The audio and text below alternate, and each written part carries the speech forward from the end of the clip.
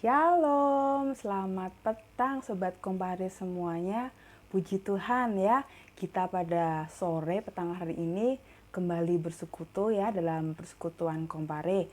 Kiranya kalian semua pada saat ini semuanya dalam keadaan sehat, sukacita dan tentu saja juga semangat.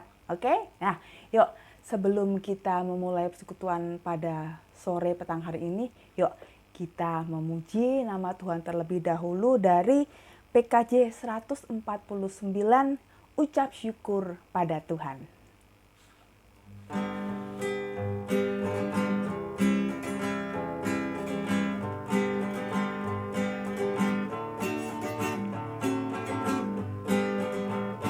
Ucap syukur pada Tuhan karena kita diselamatkan oleh-Nya.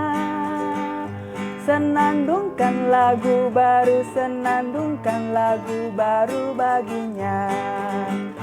Nyanyikanlah dengan riang karena kasih setia Tuhan, nyanyilah. Senandungkan lagu baru, senandungkan lagu baru baginya. Ya, senandungkan lagu baru senantiasa terus menerus dalam kehidupan kita memuliakan nama Tuhan. Puji Tuhan, haleluya. Yuk, Sobat Kembali semuanya, kita akan memulai persekutuan pada sore petang hari ini dengan terlebih dahulu berdoa. Mari kita berdoa. Selamat sore Tuhan Yesus, terima kasih Tuhan bila pada saat ini Tuhan, Engkau kembali Tuhan mempertemukan kami walaupun masih secara daring Tuhan dalam persekutuan pada saat ini. Tuhan, kiranya Engkau sendiri Tuhan yang hadir bersama kami, sehingga sukacita yang daripadamu saja Tuhan yang boleh kami terima dan boleh kami rasakan. Engkau menyertai kami Tuhan dari awal, pertengahan hingga akhir persekutuan ini. Dan hanya di dalam nama-Mu saja Tuhan, kami telah berdoa dan mengucap syukur. Haleluya. Amin. Nah, Sobat Kembali semuanya, tema kita pada saat ini adalah jatuh miskin. Ya, temanya jatuh miskin, di mana bacaannya terambil dari Imamat 25 ayat 35 sampai 46. Imamat 25 ayat 35 sampai dengan 46. Firman Tuhan akan saya bacakan sebagai berikut. Apabila saudaramu jatuh miskin sehingga tidak sanggup bertahan di antaramu, maka engkau harus menyokong dia sebagai orang asing dan pendatang, supaya ia dapat hidup di antaramu. Janganlah engkau mengambil bunga, uang, atau riba daripadanya, melainkan engkau harus takut akan Allahmu, supaya saudaramu dapat hidup di antaramu. Janganlah engkau memberi uangmu kepadanya dengan meminta bunga. Juga makananmu, janganlah kau berikan dengan meminta riba. Akulah Tuhan, Allahmu, yang membawa kamu keluar dari tanah Mesir untuk memberikan kepadamu tanah Kanaan, supaya aku menjadi Allahmu. Apabila saudaramu jatuh miskin di antaramu, sehingga menyerahkan dirinya kepadamu, maka janganlah memperbudak dia. Sebagai orang upahan dan sebagai pendatang, ia harus tinggal di antaramu. Sampai kepada tahun Yobel, ia harus bekerja padamu. Kemudian ia harus diizinkan keluar daripadamu. Ia bersama-sama anak-anaknya, lalu pulang kembali kepada kaumnya, dan ia boleh pulang ke tanah milik nenek moyangnya. Karena mereka itu hamba-hambaku yang kubawa keluar dari tanah Mesir, janganlah mereka itu dijual secara orang menjual budak. Janganlah engkau memerintah dia dengan kejam, melainkan engkau harus takut akan Allahmu. Tetapi budakmu laki-laki atau perempuan yang boleh kau miliki adalah dari bangsa-bangsa yang di sekelilingmu.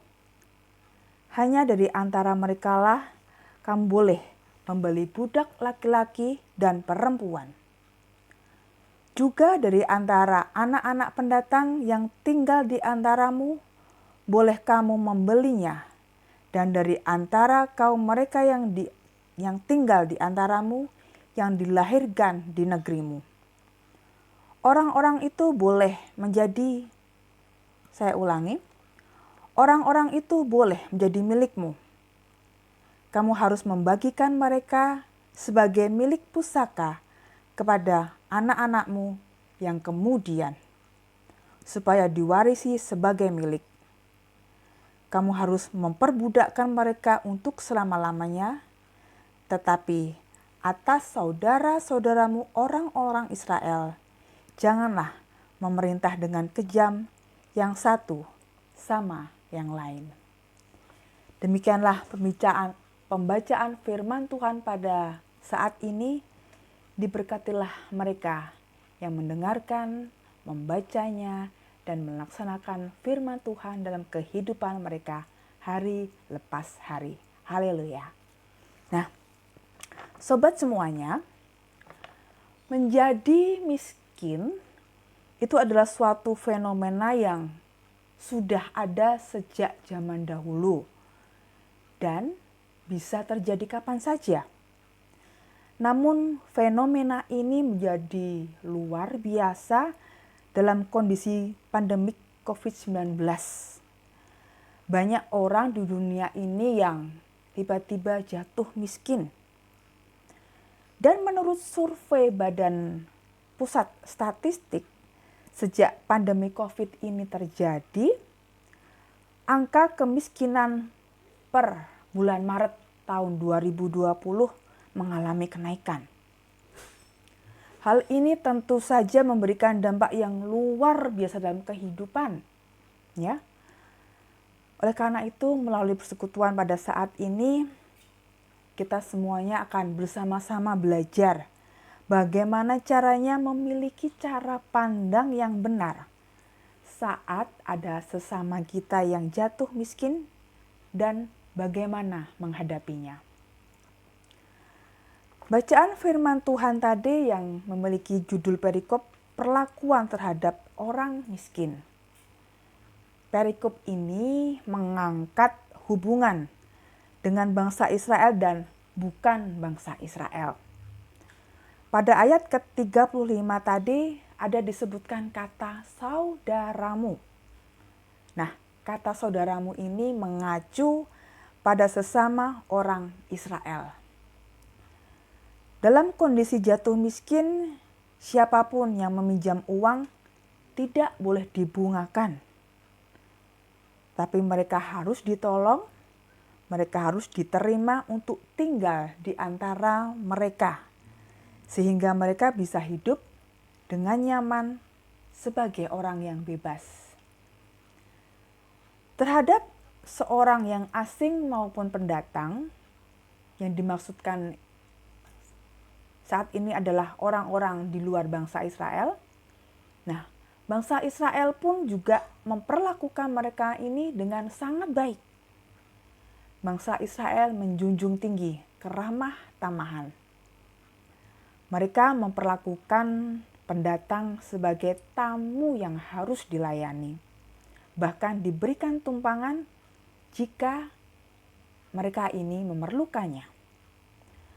Lalu mengapakah bangsa Israel ini bersikap ramah? Ternyata dalam konteks perjanjian lama ini, secara sejarah, kita tahu bahwa bangsa Israel ini hampir selalu menjadi bangsa asing atau bangsa pendatang. Ya, bangsa Israel pernah hidup di tanah Mesir. Lalu mereka mengembara di padang gurun hingga bangsa Israel ini sampai di tanah Kanaan, yang dimana tanah Kanaan ini bukan tanah mereka, ya, bukan tempat tinggal mereka.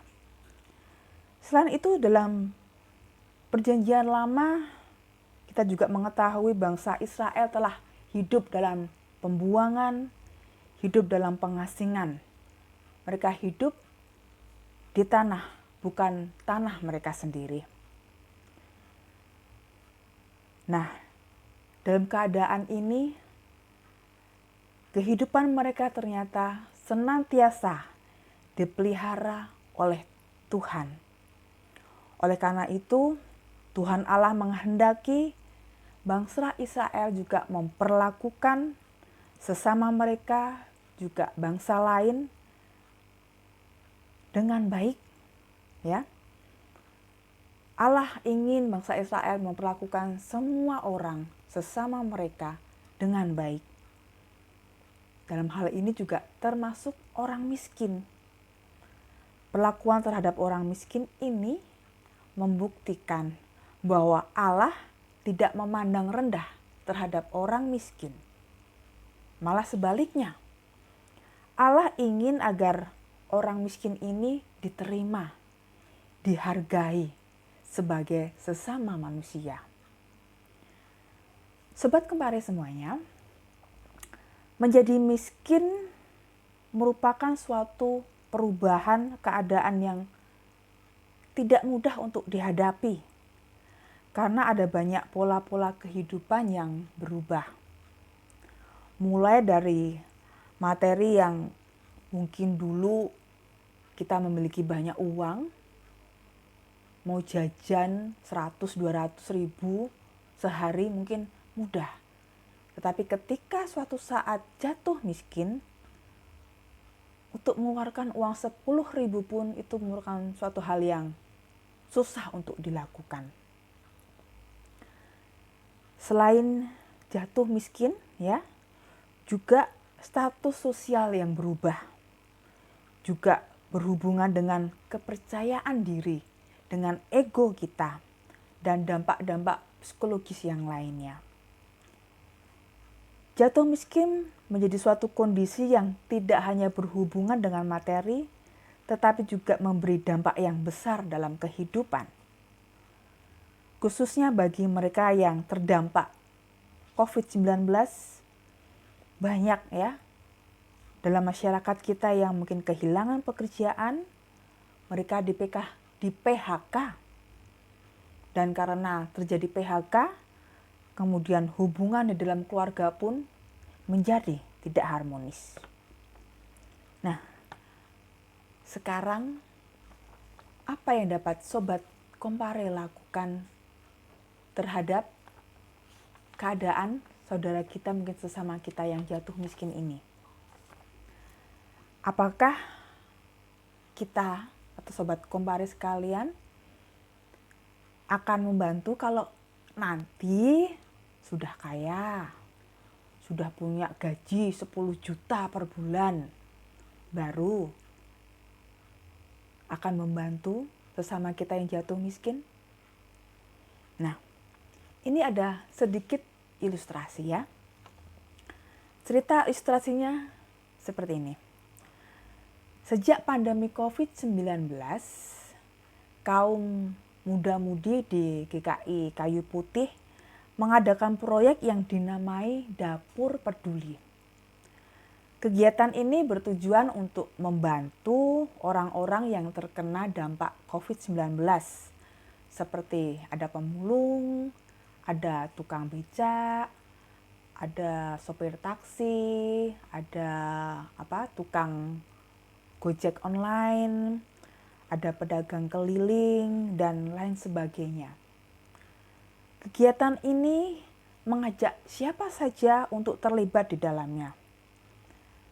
Ada yang mengirimkan dana, ada yang memberikan tenaga untuk memasak, ada yang mengirimkan bahan makanan, ada juga yang sudah menyediakan masakan jadi yang mereka masak di rumah masing-masing. Nah, kegiatan ini biasa mereka lakukan 1 minggu sekali. Dan ternyata kegiatan ini sungguh mendapat dukungan yang luar biasa dari jemaat. Baik dukungan dana, tenaga, maupun banyak hal, ya. Sehingga dalam 3 bulan mereka dapat mendistribusikan 200 makanan kotak kepada mereka yang membutuhkan. Nah, Sobat Kompare, melalui sedikit ilustrasi ini, semoga dapat memberikan gambaran ya buat Sobat Kompare semuanya, apa yang dapat aku lakukan bila suatu saat sesamaku jatuh miskin. Kalau cerita ilustrasi ini tadi, ada kegiatan sebagai komunitas. Nah, kalau sebagai Sobat Kompare secara pribadi, apa yang dapat aku lakukan? Apa yang dapat aku perbuat? Mungkin secara sederhana, bila suatu hari Anda di jalan ketemu, biasanya kalau di lampu merah itu ada pedagang asongan. Ada pedagang yang jual kacang rebus, atau jual tape, atau mungkin juga jual koran. Nah, mungkin dari situ Anda bisa berbagi berkat ya, dengan membeli dagangan mereka, mungkin dengan memberikan uang lebih, dengan sudah monggo diambil saja uang kembaliannya. Itu hal-hal sepele sederhana yang tapi saya yakin itu memberikan sukacita yang luar biasa buat mereka yang telah Anda bantu. Dan masih banyak hal lain yang dapat Anda lakukan buat mereka di luar sana. Nah, Sobat Kompare, saya yakin dan percaya melalui firman Tuhan pada sore petang hari ini, kita semuanya diberkati oleh firman-Nya. Sehingga kita boleh dapat membantu setiap mereka yang membutuhkan pertolongan kita. Tuhan Yesus memberkati kita dengan firman-Nya. Amin. Ayo, kita tutup persekutuan pada sore hari ini dengan berdoa. Mari kita berdoa. Terima kasih Tuhan Yesus untuk firman-Mu pada sore petang hari ini yang kembali mengingatkan kami semua untuk peduli kepada sesama kami. Ampuni kami ya Tuhan, bila kami masih seringkali tidak peduli kepada mereka yang membutuhkan. Tetapi pada saat ini, pada sore hari ini, kami mau belajar kembali untuk peduli. Oleh karena itu Tuhan, tolong kami, mampukan kami untuk dapat menolong sesama kami seturut dengan kehendak-Mu dan sesuai dengan kemampuan kami. Hanya di dalam nama-Mu saja Tuhan, Engkau yang telah memampukan kami, Engkau yang mendengarkan doa kami. Kami telah berdoa dan mengucap syukur. Haleluya. Amin.